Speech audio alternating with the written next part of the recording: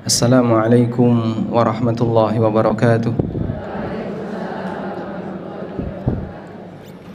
Alhamdulillahi rabbil alamin. Wassalatu wassalamu ala ashrafil mursalin Nabiyyina wa maulana Muhammadin wa ala alihi wa sahbihi ajma'in. Wa ashhadu an la ilaha illallah wahdahu la syarikalah wa ashhadu anna Muhammadan abduhu wa rasuluh sallallahu alaihi wa ala alihi wa sahbihi wa man tabi'ahum bi ihsanin ila yaumiddin.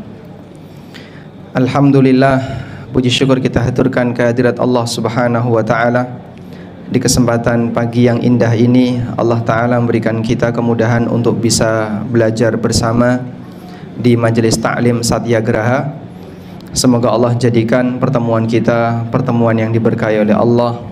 Majelis yang kita selenggarakan ini majelis yang di sana diturunkan ketenangan sehingga jamaah dalam kondisi adem, ayem, merem. Kajian belum dimulai sudah merem, ngantuk. Onje. Jenengan wungu jam pinten? Jam 3. Sampai ini belum tidur. Masya Allah. Berarti ada dua kemungkinan ya. Kenapa pagi-pagi kajian ngantuk? 1, belum sarapan. 2, kebanyakan sarapan. Yang benar yang mana? Nomor 2. Masya Allah. Baik. Oleh karena itu nyuwun tulung snacknya disimpan dulu ya. Karena jenengan kalau ngunyah kelihatan. Makanya sebaiknya nanti dulu untuk makan. Insya Allah kita masih punya banyak waktu luang setelah ini. Baik, Bapak Ibu yang dimuliakan Allah Subhanahu wa taala, melanjutkan materi kita tentang tafsir salat. Kita sudah membahas tentang beberapa catatan mengenai bagaimana cara salat khusyuk. Ini pertemuan keberapa? Keempat ya. Dan alhamdulillah hari ini jamaah sudah disediakan buku. Nanti mungkin bisa menghubungi panitia. Berikutnya yang akan kita bahas adalah bagaimana cara mengendalikan pikiran dalam sholat. Sebab kita tahu aktivitas manusia itu faktor utamanya adalah pikiran. Nek pikirannya orang fokus, maka kegiatannya jadi nggak maksimal. Sing nyambut gawe ora fokus, jadi nggak maksimal. Orang yang ketika bekerja nggak fokus juga nggak maksimal. Gawe noteh nek ora fokus, ngambil gula keliru garam. Itu karena nggak fokus. Sehingga yang terjadi justru malah rusak. Makanya Allah Subhanahu wa taala melarang orang kalau mabuk nggak boleh sholat. Dulu kan khamr itu dihalalkan nggih. Zaman dulu sebelum ada ayat yang mengharamkan khamr, khamr itu halal. Sehingga para sahabat sebagian mereka minum khamr. Sampai ada kejadian saat mereka minum khamr, mendem sholat. Ketika sholat, dia seharusnya membaca Rabbighfirli wa adkhilnil jannah, tapi yang dia baca wa adkhilnin naro. Ya Allah, masukkanlah aku, seharusnya kan doanya masukkanlah aku ke dalam surga. Dia malah berdoa masukkan aku ke dalam neraka. Gandeng wong mendem ya. Siapa yang mau disalahkan? Maka kemudian Allah Subhanahu wa taala menurunkan firman-Nya, ya ayyuhalladzina amanu la taqrabus salata wa antum sukara hatta ta'lamu ma taqulun. Wong-wong mukmin, janganlah kamu mendekati salat wa antum sukara, dalam kondisi kamu mendem. Hatta ta'lamu ma taqulun, sampai kamu menyadari, sampai kamu tahu apa yang kamu ucapkan. Karena sing jenenge wong mendem ya kadang ngomongnya ngawur ya. Ada cerita katanya anak kiai senengane mendem. Kemudian diingatkan sama tetangganya. Jadi bocah anak kiai kok mau ngombe. Nah, maka anak muda ini yang lagi dalam kondisi mabuk, dia bilang, kowe apa ora ngerti nek sing jenenge urip ki mung mampir ngombe.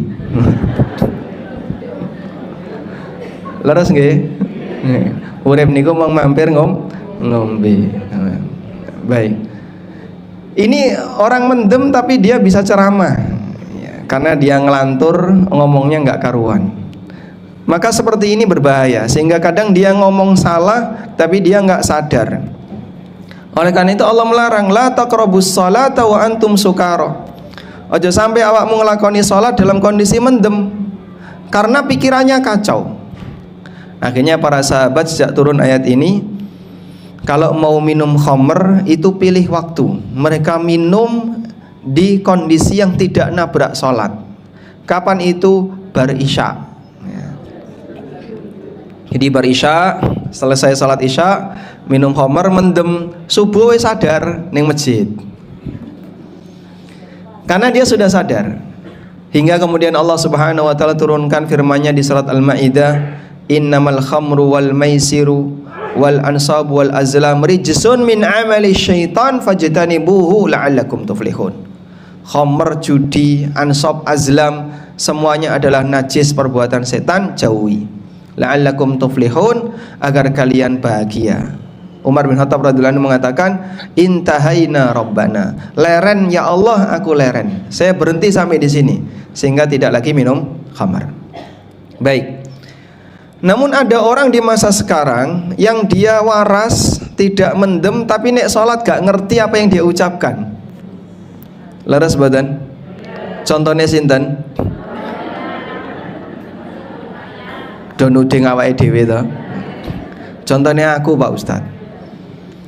Kalau Allah melarang orang yang mendem ketika sholat dalam kondisi mendem dilarang, karena hatta ta'lamu ma taqulun, sampai awakmu menyadari apa yang kau baca. Sekarang rasa nunggu mendem ya wis ra sadar. Sehingga ketika sholat maca apa iku sampai lali. Contohnya nggih, ada yang tadi ikut sholat jamaah subuh? Ikut nggih. Baik, rakaat pertama imam baca apa? Ojo meneh ditakoni saiki, Pak, bar salam wis lali. Kadang selesai salam, terus kita ditanya, tadi imam baca apa? Mbah mau surat apa ya? Padahal barusan sholatnya selesai. Karena pada waktu kita sedang sholat, pikiran ini mbah neng di gitu kan? Badannya ada di masjid, tapi pikiran kemana?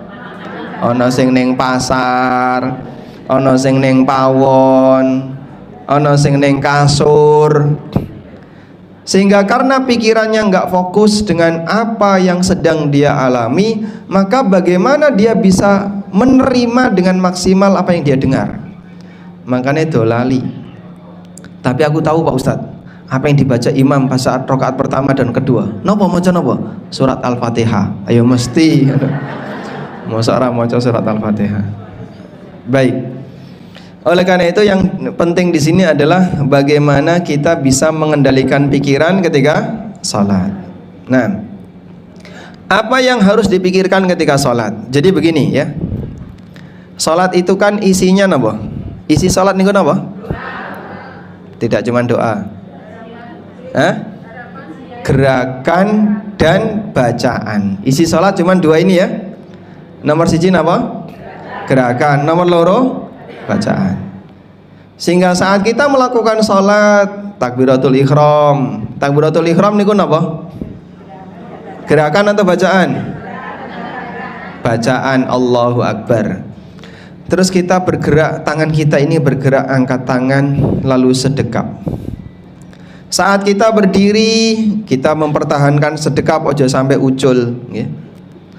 Terus kita membaca surat Al-Fatihah, ada bacaan di situ. Saat kita ruku, kita bergerak ruku. Lalu kita melakukan posisi ruku dengan sempurna dan kita membaca doa ruku. Seperti itu sampai salam. Sehingga isi salat dua ini, gerakan dan bacaan. Baik. Lalu apa yang harus dipikirkan oleh orang ketika salat? Yang harus dipikirkan ya apa yang dia lakukan ketika salat. Sampean ngelakoni apa, fokus dengan apa yang Anda kerjakan, itulah khusyuk dalam salat. Berarti kira-kira gimana Pak? Kalau bergerak, pikirkan gerakannya. Kalau membaca, pikirkan bacaannya. Ngerti nggih? Itulah khusyuk dalam salat. Sehingga kalau ada orang yang bertanya, "Nek salat ki mikir apa toh?" Jawabannya apa? Mikir sing dilakoni. mikir yang dikerjakan. Nek lagi takbiratul ihram, mikir takbiratul ihram. Nek lagi sedekap, mikir sedekap. Tur mikir sing diwaca, juga sekaligus memikirkan yang dibaca. Jenengan baca apa? Fatihah, pikirkan apa yang Anda baca. Itulah khusyuk dalam sholat. Sehingga orang yang sholat itu sibuk memikirkan apa yang dia kerjakan, fokus dengan apa yang dia kerjakan. Itulah orang yang sholat. Nyun sewu nggih. Orang bisa enggak fokus terhadap gerakan? Nek salah ra entuk nilai. Bisa. Bahkan sampai gerakan kecil-kecil itu kadang dipikirkan. Nyun sewu. Seorang seniman tari, seniman menari ya, sampai plungkit-plungkit iki driji kurang nekuk niku dipikir mboten? Dipikir nggih? Ada teorinya enggak? Ada. Gurune ngajari iki kurang melungkit, kurang nekuk. Terus apa lagi misalnya? Siramu kurang miring. Apa nih? Oh, matanya nanti menghadap kemana? Itu sampai dipikirkan. Lu gerakan kecil kayak gitu, padahal wong menari niku angsal ganjaran mboten? Misalnya ya ibu-ibu menari di depan suaminya itu dapat pahala enggak? Kok dong guyu toh? Hah? Dapat. Masya Allah, simbah-simbah ngeten nggih. Boleh ya. Baik. Ini gerakan yang nggak ada nilai pahalanya. Tapi orang itu mikir bagaimana cara menari yang benar, nekuk badan yang benar, itu dipikir, masya Allah. Padahal tidak ada nilai pahalanya. Terus gimana ini Pak? Makanya sholat itu ada gerakan detail yang seharusnya ditiru. Pripun carane Pak agar kita bisa mikir gerakan? Jenengan kudu ngerti sunnah Nabi sallallahu alaihi wasallam di masing-masing gerakan. Contohnya piye carane takbiratul ihram niku wonten sunah mboten? Wonten. Ada panduannya enggak? Ada. Nek wong sing ora ngerti ya sak-sake. Sak-sake gimana Pak? Gerakannya lebih kepada gerakan otomatis. Contoh nggih. Gini. Allah. Allah. Atau gini nggih? Nggih. Coba jenengan ketika sholat rata-rata angkat tangan ketika takbiratul ihram itu nggak pakai mikir, karena gerakannya otomatis. Ada yang gini, Allahu Akbar. Sing bener niku pripun to Pak? Nah, di buku tafsir salat ada rincian itu, bagaimana cara melakukan gerakan-gerakan yang benar. Yang pertama, tangan dibuka sempurna, tidak ditekuk ya, dibuka sempurna. Ngeten, nggih. Tidak direnggangkan dan tidak terlalu dirapatkan, tapi biasa saja. Sehingga jari menghadap ke atas. Nggih. Lalu diangkat setinggi pundak atau setinggi telinga. Boleh milih salah satu, tapi jangan digabung. Nah, nek digabung lucu. Allah. Nggak boleh kayak gitu ya. Sehingga boleh setinggi pundak, boleh setinggi telinga. Itu mikir. Nah, kalau nggak mikir, ya saya tadi Allahu Akbar atau begini ya. Sehingga jarinya ini loh, lihat menghadap ke bawah, nggih, tidak diangkat sempurna. Aku wis angkat tangan nih Pak Ustadz, tapi nyatane sampean kurang sempurna.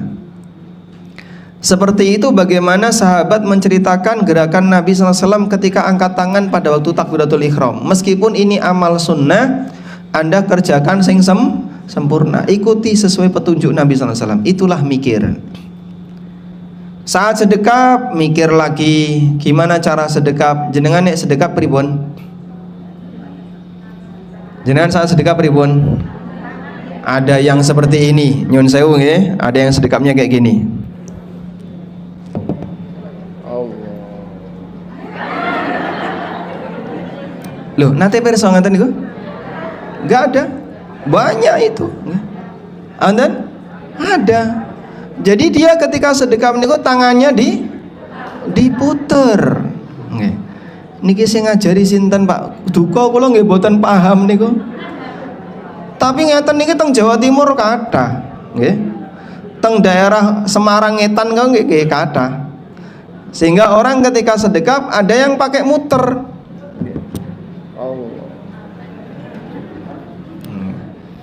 Padahal sholat kan bukan menari. Ya, jadi dia muter. Nah, itu ketika dilaksanakan, aku kecilik kaya ngono iki, guruku ngajari kaya ngono. Lah sampean ini ada dalilnya nggak kayak gini? Duka mboten enten, nek mboten enten nggih, ampun dilakoni. Karena sholat itu ibadah yang sudah ada panduannya. Ikuti panduan yang ada, jangan membuat kreasi. Terus di mana posisi kedua tangan itu ketika sedekap? Ada sebagian yang ditaruh di leher. Ini apa ini? Bukan. Ini namanya nahar. Ini namanya nahar. Sodr itu di bawahnya. Bawahnya sodr namanya button. Perut. Sehingga ada orang yang meletakkan kedua tangannya itu di leher.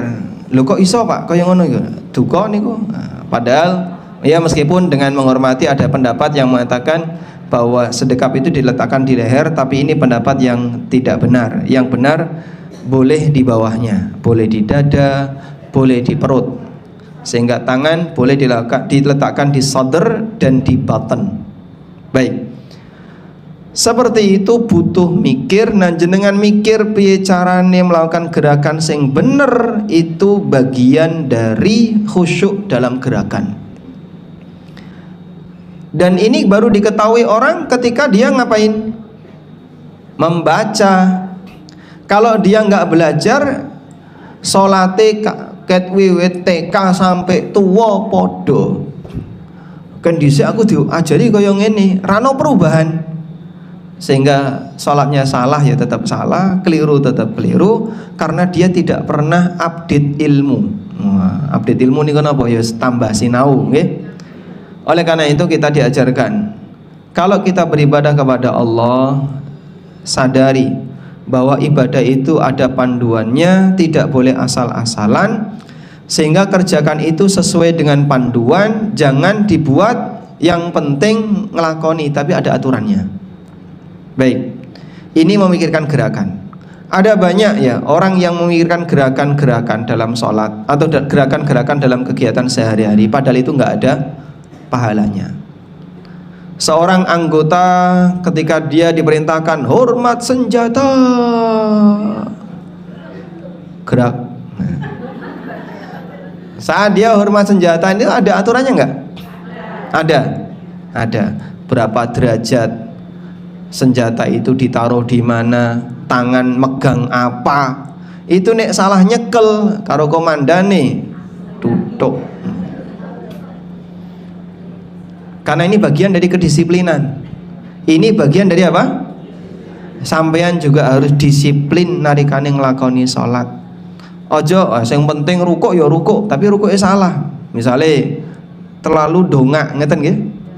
Sehingga belum lurus punggungnya, padahal ya masih bisa lurus. Tapi karena wonge keset, males, jadi ketika rukuk seperti ini. Sujud nggih sak-sake. Saya mau tanya, wanita itu kalau sujud tangan dirapatkan atau direnggangkan? Beribun?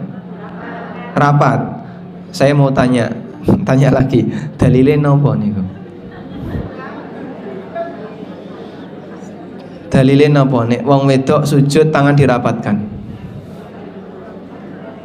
Ngertine kaya ngono Pak, kan dhisik ya kaya ngono sampai.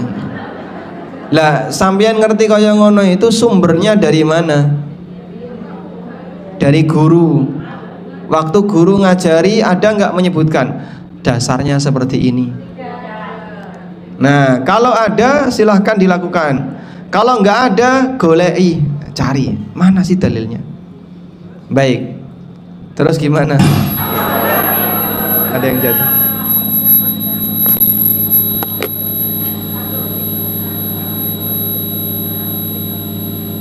Ini ada yang sound system. Saya lanjutkan ya. Memang ulama berbeda pendapat nih tentang apakah wanita kalau sujud itu tangannya dirapatkan ataukah direnggangkan. Meskipun dalam hal ini tidak ada dalil yang tegas berkaitan dengan, tidak dijumpai dalil yang tegas berkaitan dengan wanita kalau sholat dirapatkan untuk tangannya. Baik, sementara kita punya panduan umum, Shallu kama ra'aitumuni usalli. Salatlah kalian sebagaimana kalian melihatku salat. Maka Nabi SAW ketika salat kita diajarkan tirulah nabimu SAW. Nah, terus Nabi nek salat pripun? Nah, seperti itulah yang kita pelajari. Bagaimana tata cara salat Nabi SAW. Kesimpulannya berkaitan dengan bagaimana cara memikirkan sholat untuk gerakan adalah mikir pripun carane bergerak yang benar. Mikir bagaimana cara bergerak yang benar ketika sholat. Bagaimana cara angkat tangan yang benar, bagaimana cara sedekap yang benar, bagaimana cara rukuk yang benar, bagaimana cara i'tidal, cara sujud dan seterusnya. Ini semuanya baru bisa diketahui oleh seorang muslim kalau dia mau belajar. Nek ra gelem sinau mong waton ngikuti yang dulu, meskipun bisa jadi ya yang diajarkan itu mungkin tidak menyebutkan dalilnya, maka biasanya tidak lebih kuat pengaruhnya. Tidak lebih kuat tegese pripun, Pak? Karena tidak punya landasan. Tapi nek jenengan duwe landasan, aku kaya ngene dalile iki, aku kaya ngene dalile iki, ini akan lebih khusyuk ketika salat. Silahkan nanti dibuktikan. Kula cerita nggih. Purun diceritani mboten? Atau sudah tahu ceritanya? Oh, belum. Jadi begini ya. Mungkin pada waktu saya masih mahasiswa semester 1 dulu, sebagaimana yang lain, mahasiswa yang lain jauh dari agama, bukan tipe orang yang sregep ngibadah ya, meskipun kalau ke masjid itu sudah biasa, cuman belum bisa maca Arab nggih dereng ngerti, salat sing bener nggih dereng ngerti, jauh dari aktivitas agama. Hingga suatu ketika ada teman saya di rak bukunya niku wonten buku, ada sebuah buku membahas masalah sholat. Pas lagi nganggur kira-kira jam 10 malam, saya pinjam buku itu, kemudian tak waca. Saya tidak baca mukadimahnya, tapi langsung baca bagian isi tentang gerakan-gerakan sholat. Ketika saya baca, setiap kali menyebutkan dianjurkan melakukan gerakan seperti ini, dalilnya ini.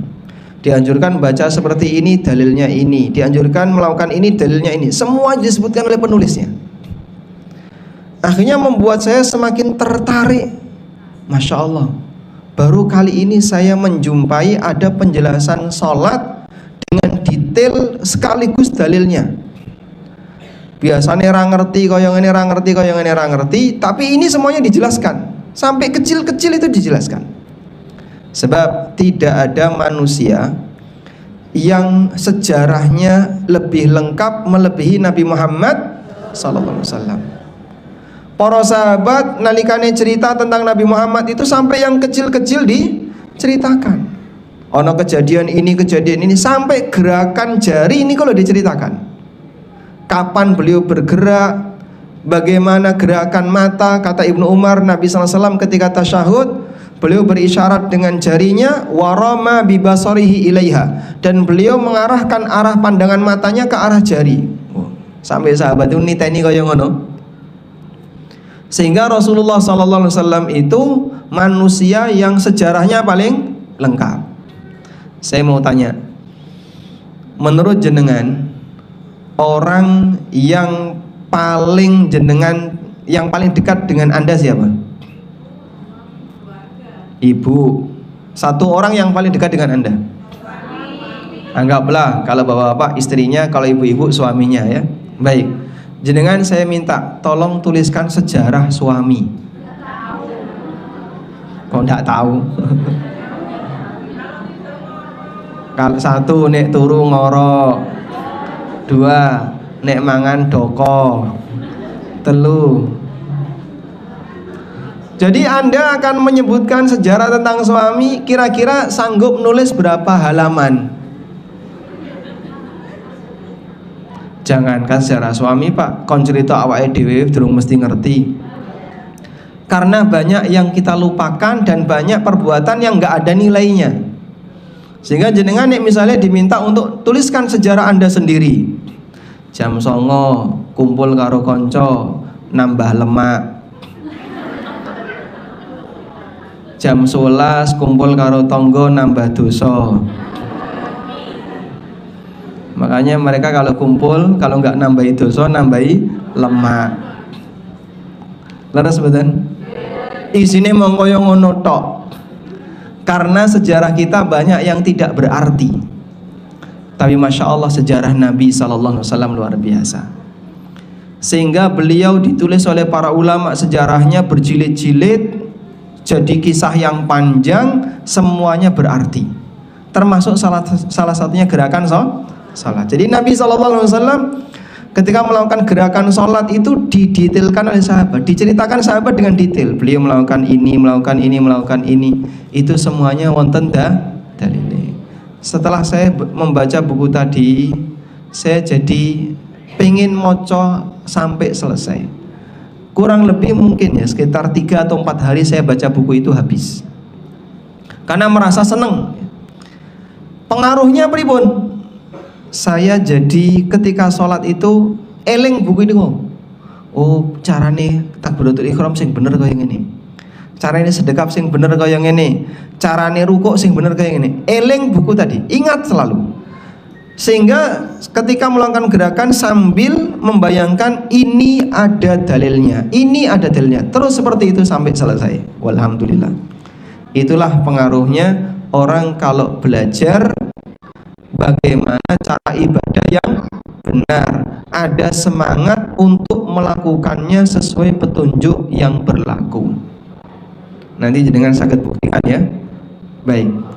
Dan karena semangat ini, kemudian sampai saya itu punya harapan, bisa nggak ya saya menulis buku kecil tentang sholat.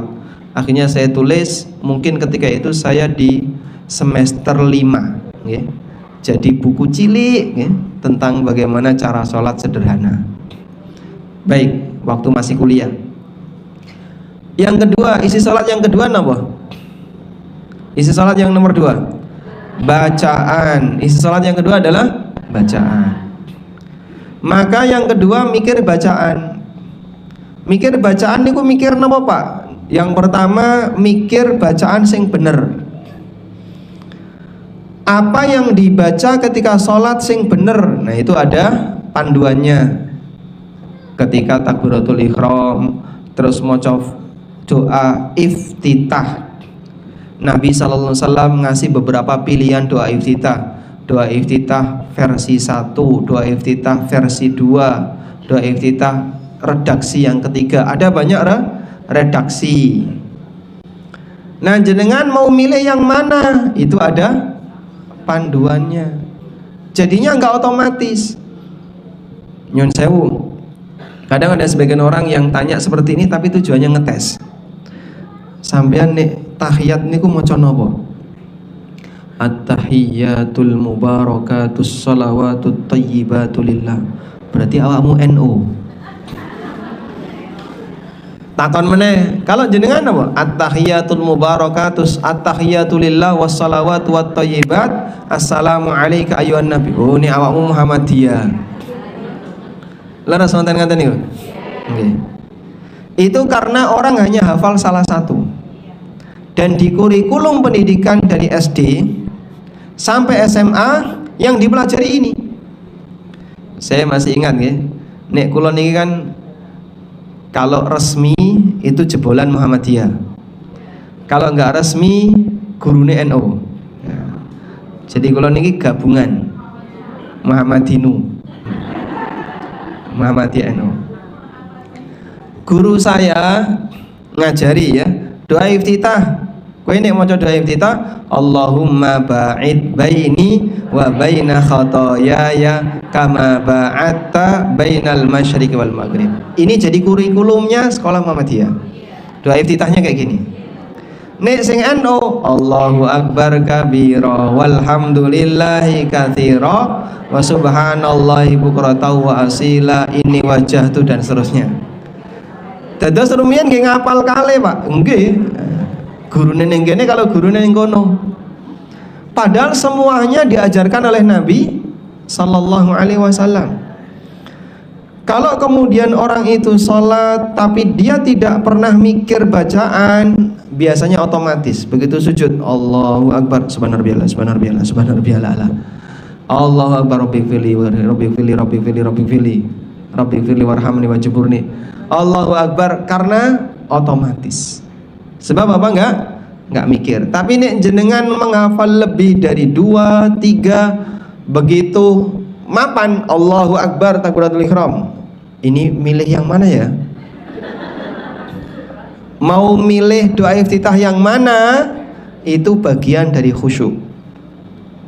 Karena Anda punya beberapa hafalan. Doa iftitah kan banyak ragam. Ada yang Allahu akbar kabira, Allahumma ba'id baini, subhanakallahumma wa bihamdika wa tabarakasmuka wa ta'ala jadduka wa la ilaha ghairuka, Allahumma rabba Jibril wa Mikail wa Israfil alimal ghaibi wa syahadah fatiras samawati wal ard, dan aneka versi doa iftitah yang lain. Mikir itu khusyuk, karena kita mikir apa yang mau kita baca. Baik. Selanjutnya mikir apa lagi, Kak? Mikir apa yang harus direnungkan dari bacaan itu. Sehingga jenengan ketika mengucapkan Allahu Akbar, artinya apa? Ya.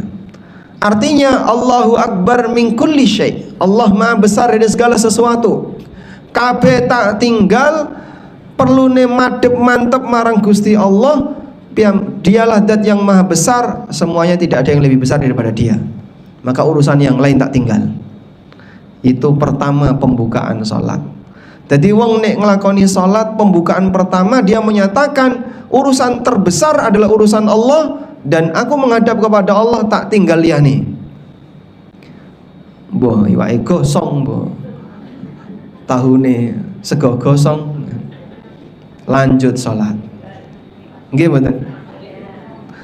Jangan seperti itu ya, selesaikan dulu biar nggak ganggu pikiran. Nek goreng ya dipateni sik kompore, nek masak dipateni sik kompore, baru sholat biar nggak ganggu pikiran.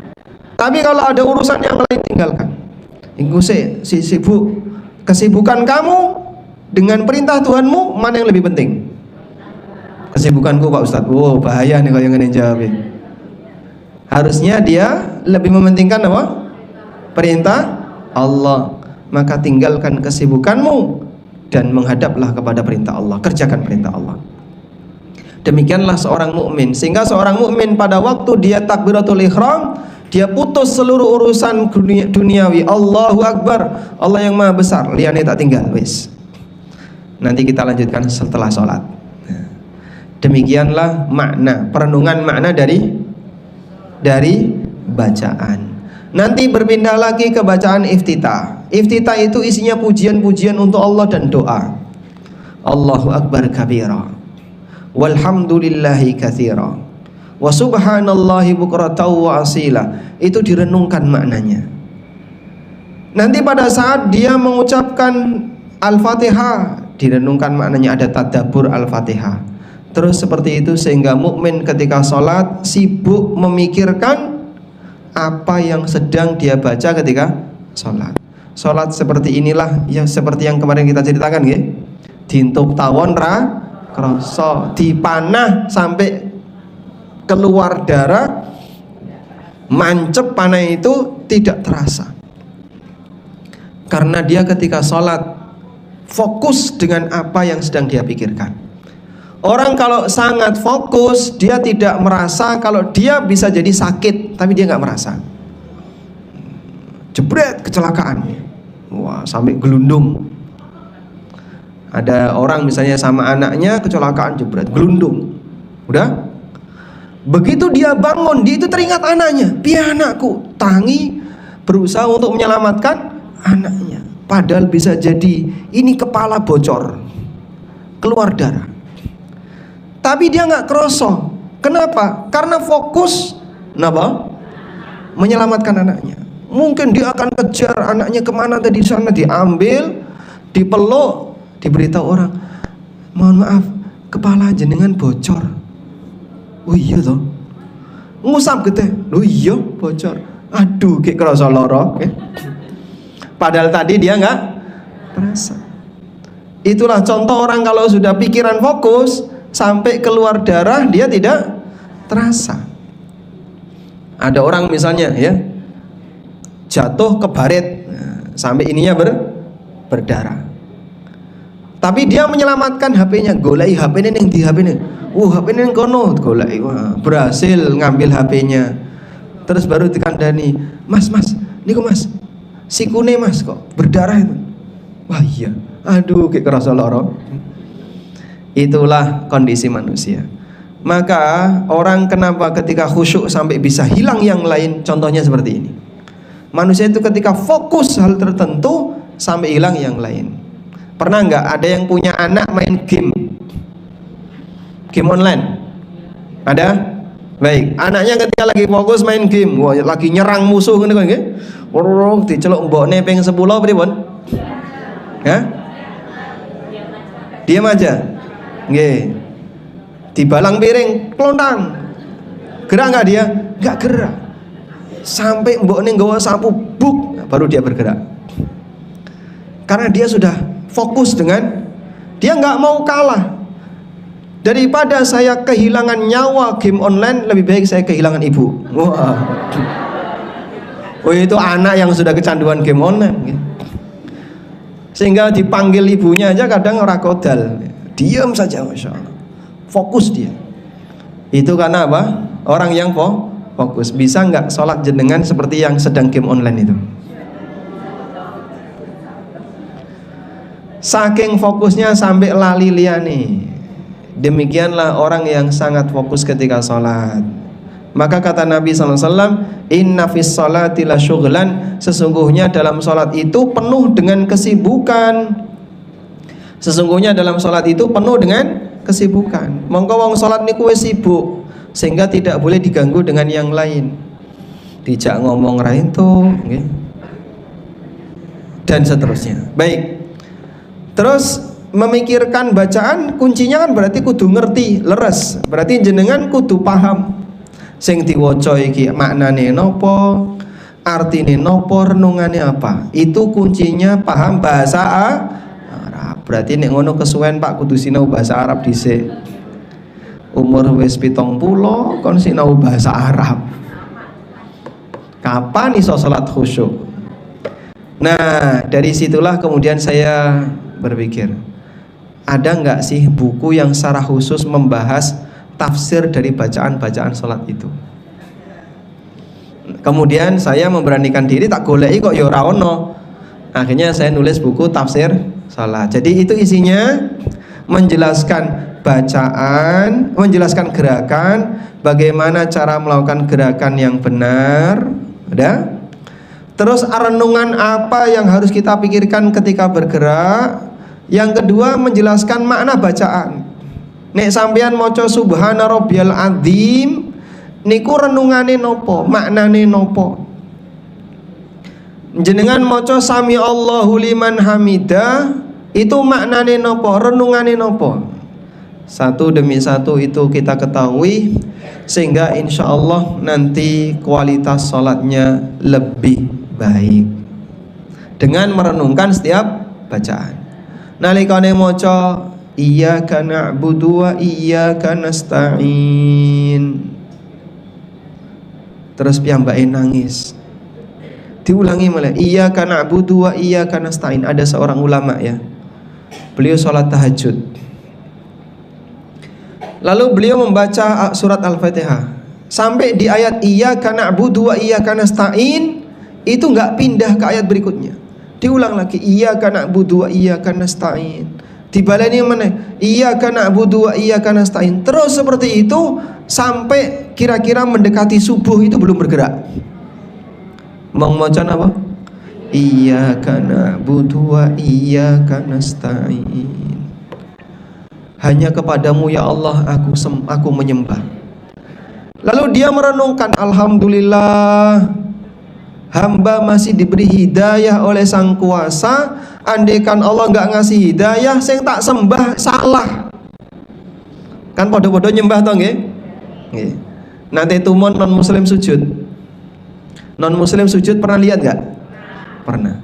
Kenapa dia sujud? Dia sedang menyembah Tuhannya. Tapi walhamdulillah karena hidayah Allah yang kita sembah benar. Tuhan yang benar. Tapi karena mereka nggak dapat hidayah, maka mereka menyembah ono sing nyembah watu, ono sing nyembah pohon, ono sing nyembah napa matahari, ono sing nyembah srengenge, padha ada yang nyembah bulan, ada yang nyembah bintang, ada yang nyembah segoro, ada yang nyembah segoro. Saya itu pernah dapat video ya, ada seorang teman datang ke daerah kidul, buatan parang kritis, kulone parang kritis. Ah, gini kok, di situ ada tempat namanya Cepuri. Pernah dengar nama ini? Belum. Itu katanya itu buat batu ya, sebuah batu. Ya mungkin tingginya 2 kali meja ini. Jadi bisa dinaiki orang, tingginya kurang lebih 2 kali meja ini. Konon ceritanya, katanya wallahu alam, Panembahan Senopati sampun nate bertapa di watu nika, nggih. Sehingga itu dijadikan sasaran sebagian orang untuk ngalap berkah. Ngalap berkah itu mencari berkah. Ada orang piyambake ngagem jilbab, kudung, nggih mirip simbah-simbah ngeten iki. Oh mboten nggih, simbah-simbah nggih. Lalu beliau membawa makanan, ya bahasa kita sajen. Nah, terus dipandu oleh juru kunci. Nggih ngagem niku napa dupa-dupa niku. Terus setelah itu dia maca napa niku gak ngerti kula. Yang jelas bukan ayat kursi ya. Dia baca apa begitu selesai, terus nutuk ada kentongan tuk tuk tuk, sudah selesai. Nah berikutnya ibu-ibu ini nyari kembang. Di situ ada banyak kembang. Katanya nek kowe entuk kembang kantil berkah. Sing digoleki niku kembang kantil. Waktu saya nonton kayak gitu, katanya sih nek kembang kantil niku hoki. Oh. Berarti yang dicari kembang kantil. Ah mbok sampean ning pasar Beringharjo kathah. Goleki kok ning Parangkusumo. Itu contoh orang kalau nggak dapat hidayah, mereka nanti jadi salah sembah, salah ngalah berkah. Nalikane ditangleti jenengan saking pundi, terus dia cerita wetane Jogja. Terus jenengan nyambut damel napa? Dia cerita saya jualan tahu. Nah, jadi piyambake bakul tahu di pasar ya. Golek rezeki dengan cara seperti ini. Masya Allah. Nah kita berpikir iyyaka na'budu, hanya kepadamu ya Allah aku beribadah. Jadi ibadah kita karena hidayah dari Allah, maka kita bisa beribadah. Wa iyyaka nasta'in, dan hanya kepadamu kami minta pertolongan. Ibadah niku boten saged dilakoni hamba nek boten ditolong kali sinten? Allah. Maka hamba mustahil bisa melaksanakan ibadah jika Allah tidak menolongnya. Renungan seperti itu dihadirkan ketika maca Fatihah. Ini kalau orang serius bisa nangis, kalau serius. Itulah kunci ketika dia membaca apa? Tafsir dari masing-masing ayat tadi. Wallahu a'lam. Walhamdulillahirabbil alamin. Nggih. Dugi jam pinten? Ini kayaknya bisa.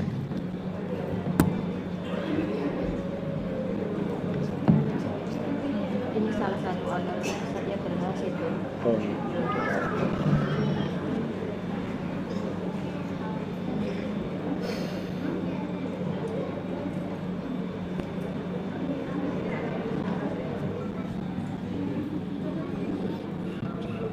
Nggih, selanjutnya di akhir sesi pertama kami ingin menyampaikan berita duka. Telah meninggal dunia Bapak Muhammad Yusuf Anwar bin Umar Syamhudi. Beliau termasuk salah satu owner dari Satyagraha, meninggal 7 Juni hari ini jam 00 tadi malam ya. Semoga Allah merahmati beliau rahimahullah rahmatan wasi'ah dan mengampuni beliau serta memberikan balasan untuk amal baik beliau, dan semoga Allah Subhanahu wa taala menjadikan kematian beliau sebagai husnul khatimah. Baik, selanjutnya di sisa waktu barangkali ada yang mau disampaikan, silakan. Tidak ada, walhamdulillah kita. Nggih. Baik. Ada pertanyaan, pripun? Ada 2 orang nggih, sayap utara dan selatan.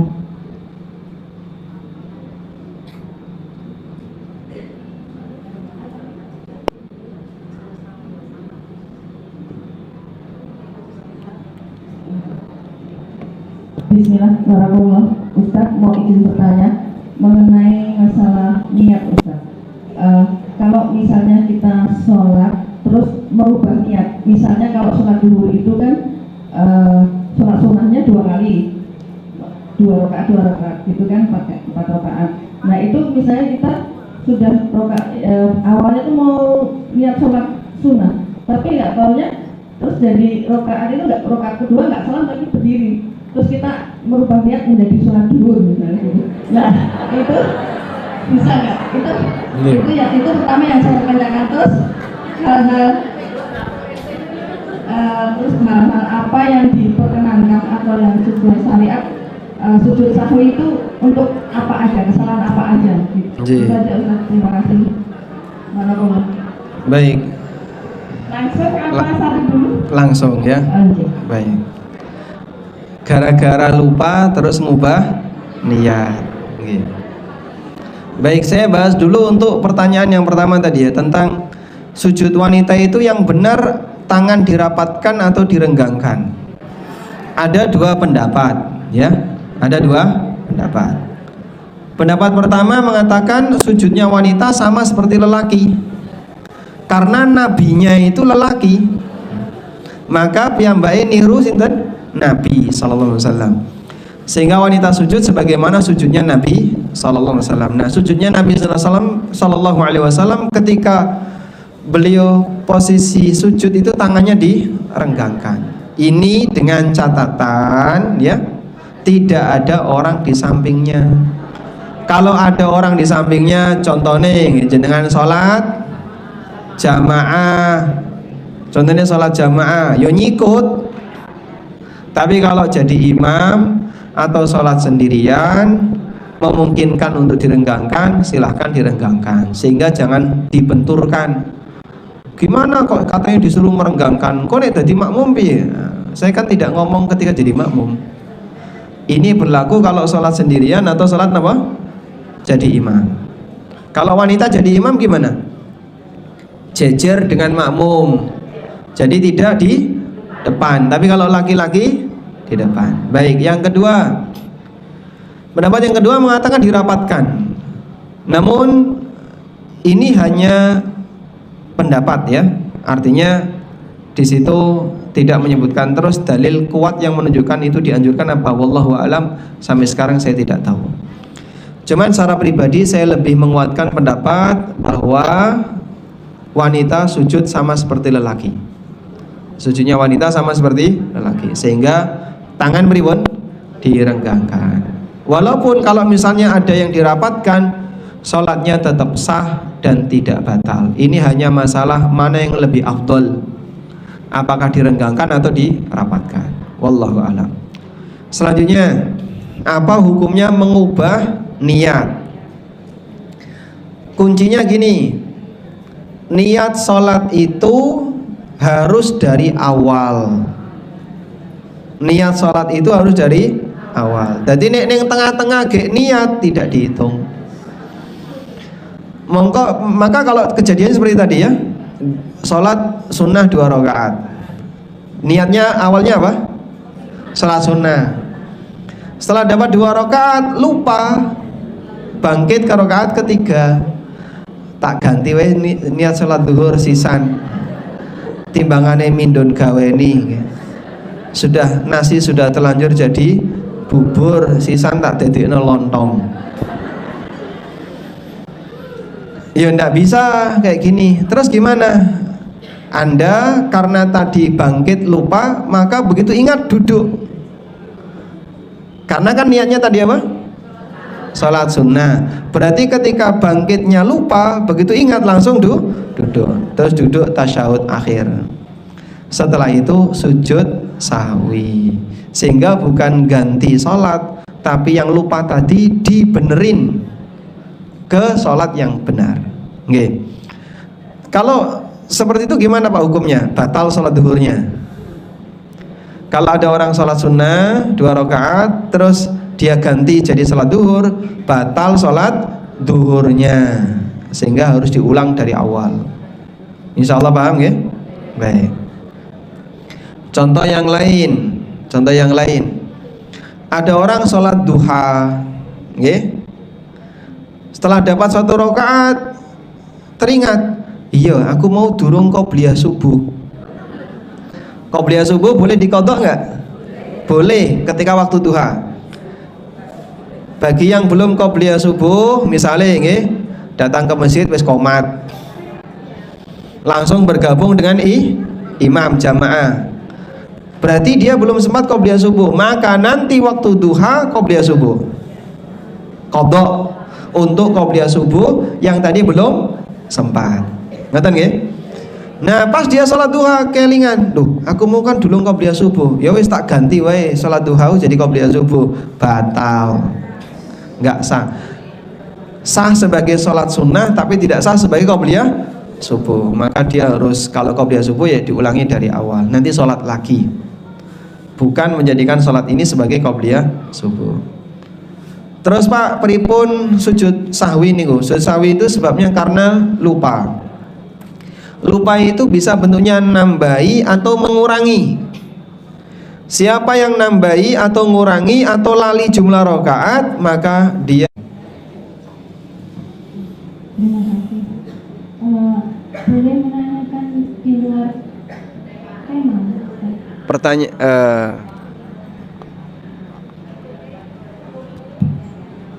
Pertanyaan di luar tema berarti di luar forum. Jadi tentang sering lupa itu Ustaz. Sering lupa. Jadi misalnya naruh kunci tadi di mana, naruh pisau di mana, itu kira-kira ada nggak bacaan wiridannya yang supaya bisa menolong ingat? Itu kadang pas sholat ingat, selesai sholat sudah lupa. Oh ngoten. Berarti sholat lagi. Yang kedua tadi dikatakan ada ulama yang mengulang-ulang ayatnya Al-Fatihah, apa memang diperbolehkan atau khusus untuk ulama itu? Baik, Masya Allah. Bagaimana wirid biar nggak gampang lupa? Karena sering lupa naruh kunci di mana, naruh pisau di mana, gitu. Kacamata ditaruh di sini lali, mau tak dilendi ya. Padahal di dalam teng pundi? Nggih nyuwun sewu teng baduke jenengan. Baik. Apa bacaan biar enggak lupa? Saya kasih bacaan nggih. Nggih. Jenengan contohnya nggih, misalnya naruh kunci di meja. Nah, maka jenengan baca kunci di meja ping 100. Insyaallah niku mboten lali niku.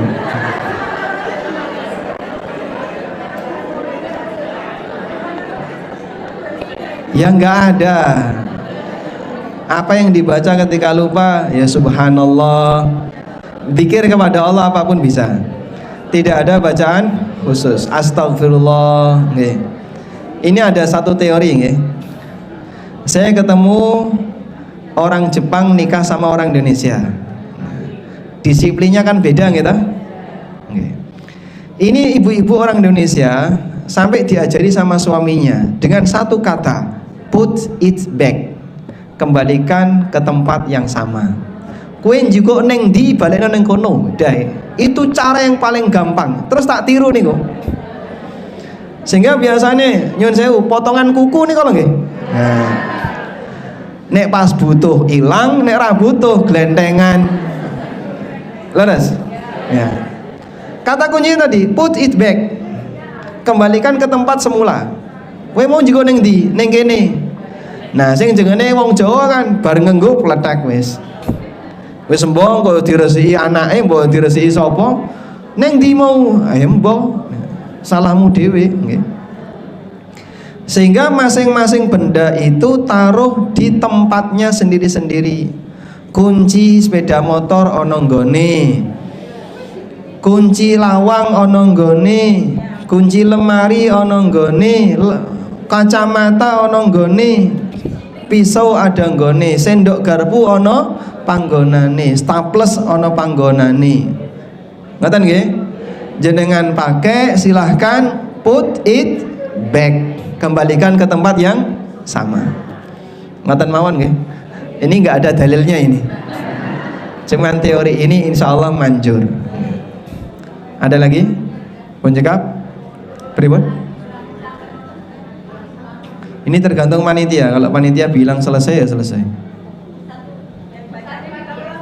Oh, bacaan diulang-ulang. Satu lagi Ustaz. Oke, tentang bacaan diulang-ulang ini mah. Tentang bacaan diulang-ulang. Tukeran.